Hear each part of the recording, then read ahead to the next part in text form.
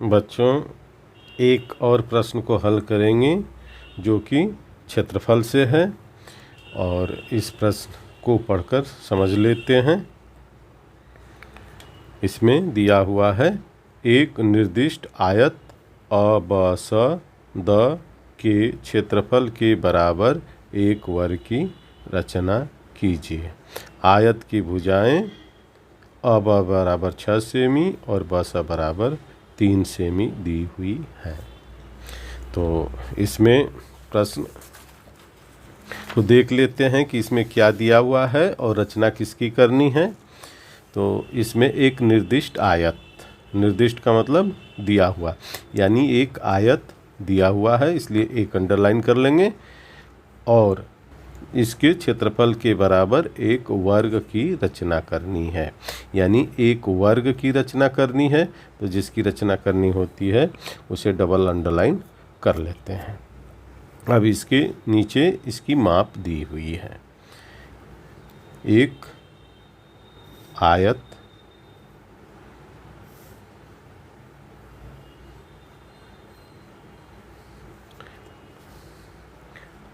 ABCD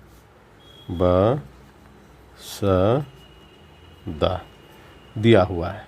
इसमें AB बराबर 6 semi और BC बराबर 3 सेमी दिया हुआ है।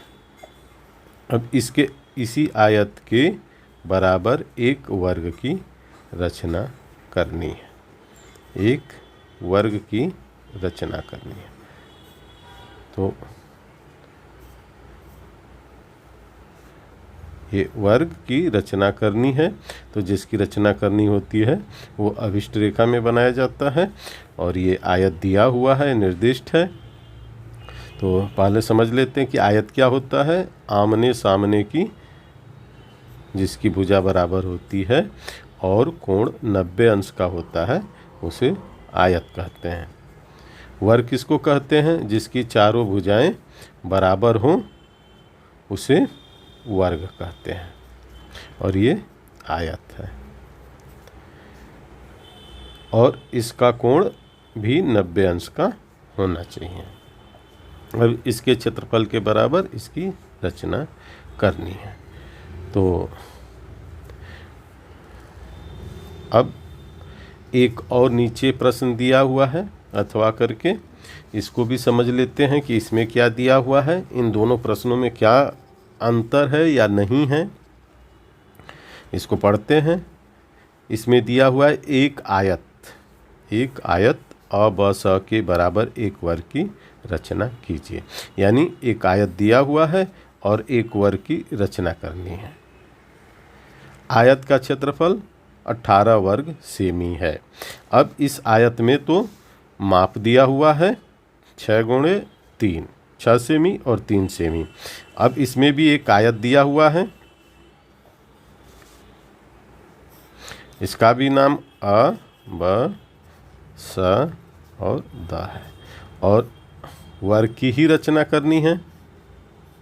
लेकिन इसमें इसका कोई माप नहीं दिया हुआ है कि इसकी भुजाएं कितने सेंटीमीटर की है।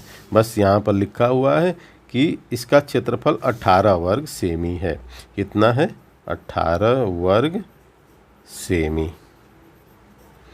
तो इसमें हमें भुजाओं का ज्ञात करना पड़ेगा कि इसकी भुजाएं कितनी हैं। तो इसका हम देख लेंगे कि एक आयत का क्षेत्रफल कैसे निकालते हैं। आयत का क्षेत्रफल बराबर लंबाई गुणे चौड़ाई। अब अगर इसका 18 है तो इसका अगर हम 2 गुणनखंड कर देंगे, अगर 6 गुणे 3 तो 18 हो गया।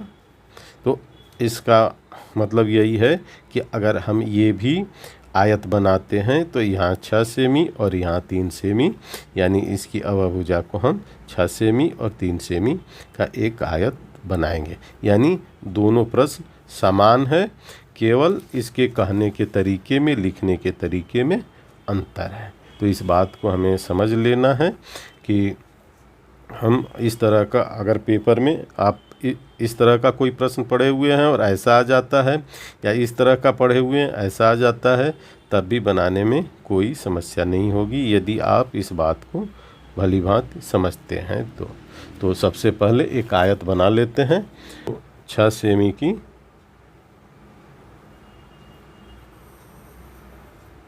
एक लाइन खींच लेंगे और लिख देंगे आ और बा।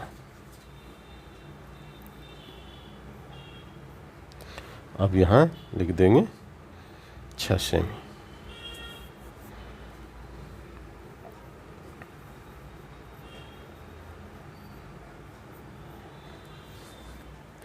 अब आयत बनाना है, तो आयत बनाने के लिए आ पर 90 अंश का कोण बनाएंगे।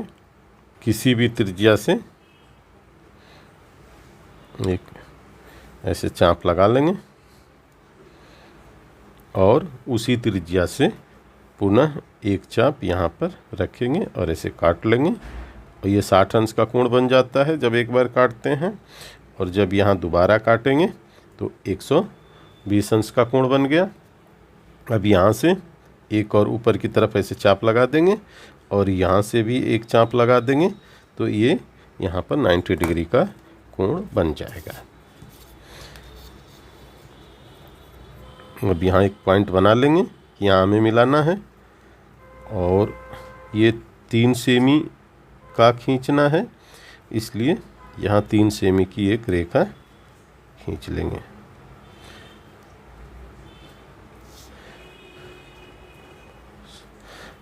द इसका नाम लिख देंगे।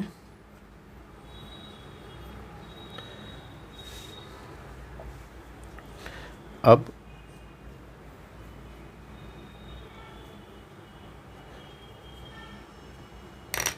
3 सेमी की त्रिज्या प्रकार में लेंगे, 3 सेमी की त्रिज्या प्रकार में लेंगे और ब को केंद्र मानकर एक चाप लगा देंगे यहाँ पर।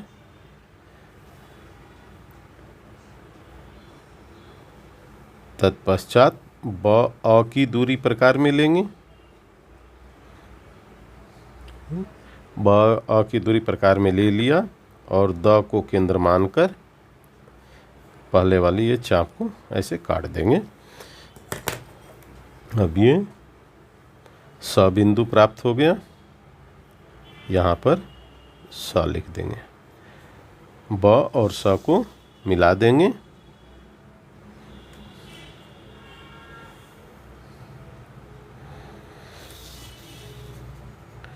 और स द को भी मिला देंगे।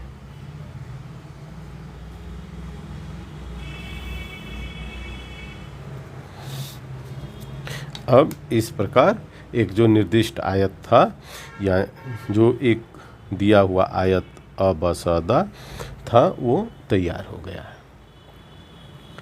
अब इसमें इसी के बराबर हमें एक वर्ग की रचना करनी है।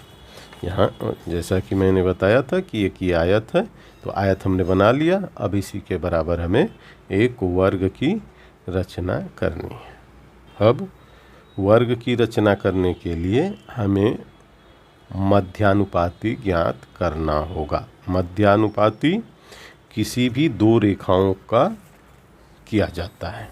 मध्यानुपाती ज्ञात करने के लिए कम से कम 2 रेखाएं होनी चाहिए। तो इसमें अब रेखा है, ये अ और ब रेखा है, और इसके बाद ब स रेखा, यानी एक लंबी भुजा और एक छोटी भुजा का हमें मध्यानुपाती ज्ञात करना है। तो इसमें यहाँ पर ये स है, ब स है। अब इन्हीं दोनों रेखाओं का हमें मध्यानुपाती ज्ञात करना है। तो क्या करते हैं, इस ब स रेखा को इसमें हम जोड़ लेंगे। कैसे जोड़ेंगे, अब यहाँ ये 6 सेमी की है तो ये 6 सेमी, और ये 3 सेमी की है तो 3 सेमी, यानी इस रेखा को यहाँ सीधा घुमा करके ले आएंगे तो ये 3 सेमी हो जाएगी, यानी 9 सेमी। अब 9 सेमी का हमें इस पर एक अर्धवृत्त बनाना है और यहाँ से एक लंब उठाएंगे तो यही हमारा मध्यानुपाती रेखा ज्ञात हो जाएगी। तो आइए इसमें हम कर लेते हैं। ब को केंद्र मानकर अब में हमें बस रेखा को जोड़ देना है और इसे सरल रेखा में परिवर्तित कर देना है, इसलिए इसे हमें सीधा करना होगा। तो इसके लिए ब को केंद्र मानकर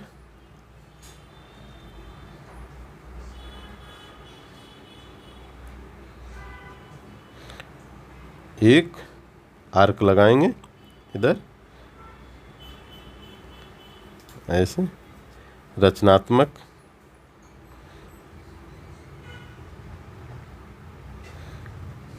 इसके सीध तक लगा लेंगे और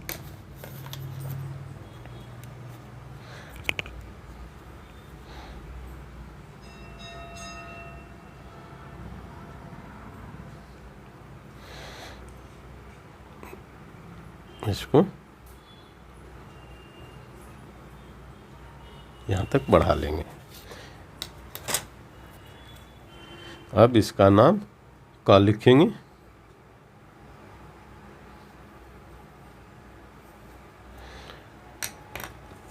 अब दोनों रेखाएं यहाँ ये 3 सेमी की और 6 सेमी की टोटल 9 सेमी की रेखा अ क हो गई। अब अ क पर हमें मध्यानुपाती ज्ञात करना है, तो हम इस पर एक अर्धवृत्त बनाते हैं और अर्धवृत्त बनाने के लिए सबसे पहले अ क रेखा का हमें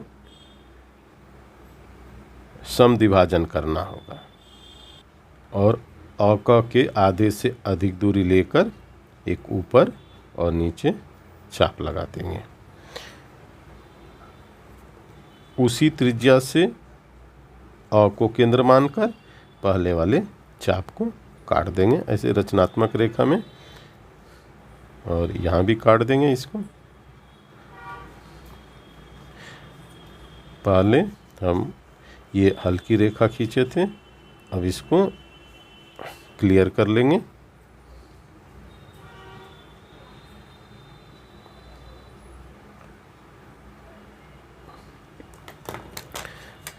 अब ये जो बढ़ी हुई रेखाएं हैं इसको ऐसे मिटा देंगे यहाँ, और यहाँ 2 पॉइंट बना लेंगे और इन्हीं पॉइंट से इसको मिला देंगे, ये भी रचनात्मक रेखा में।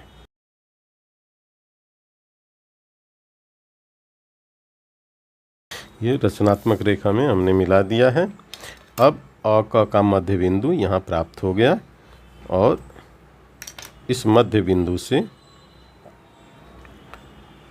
प्रकार को रखेंगे इस पर और अ की दूरी प्रकार में लेंगे।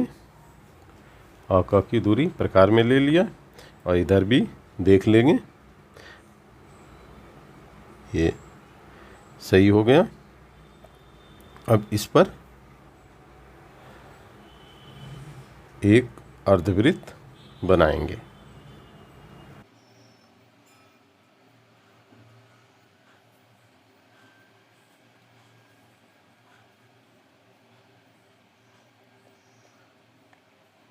इस पर हमने अर्धवृत्त की रचना कर ली और अब रेखा, जो कि अब रेखा पर बस रेखा लंब है, तो इसको और ऊपर तक बढ़ा लेंगे।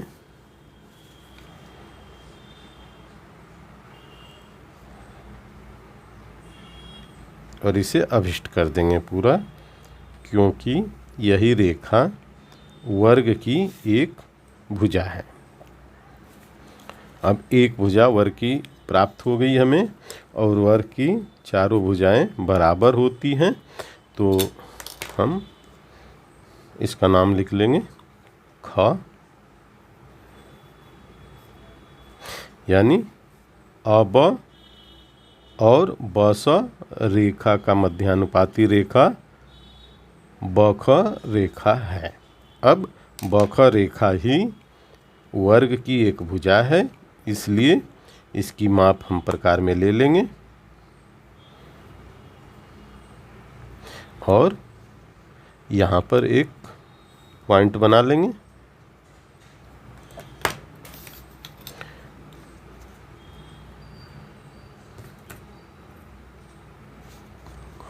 और यहाँ पर ग लिख देंगे।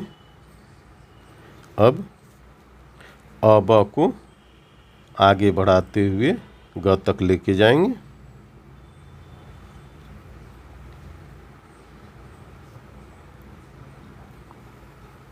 इसको भी अभिष्ट कर लेंगे।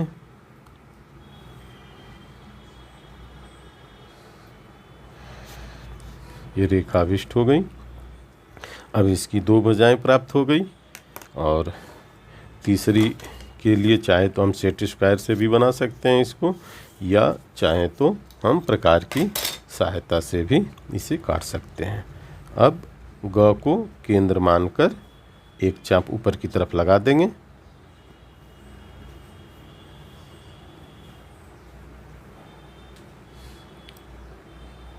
पुनः ख को केंद्र मानकर उसी त्रिज्या से एक चाप और लगाएंगे, जो कि पहले वाले चाप को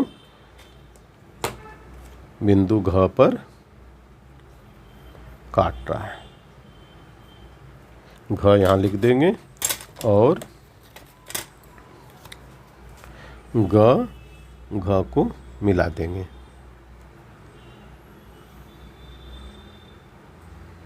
इसे भी अभिष्ट करेंगे क्योंकि ये वर्ग की तीसरी भुजा है और इसके बाद लास्ट चौथी भुजा है, इसे भी अभिष्ट करना होगा। ख घ इसको भी मिला देंगे। तो इस प्रकार देख सकते हैं कि एक आयत अबस जिसका क्षेत्रफल 18 वर्ग सेमी है, या ये भी कह सकते हैं इसकी भुजा 6 सेमी और 3 सेमी है के बराबर एक वर्ग की रचना हो गई है। अब यहाँ 6 सेमी लिख दिया है और यहाँ भी भुजा की माप लिख देंगे 3 सेमी।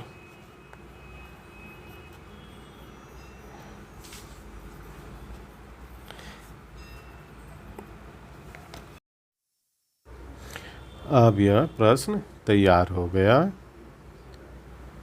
और नीचे लिख देंगे ब ग घ ख। अभिष्ट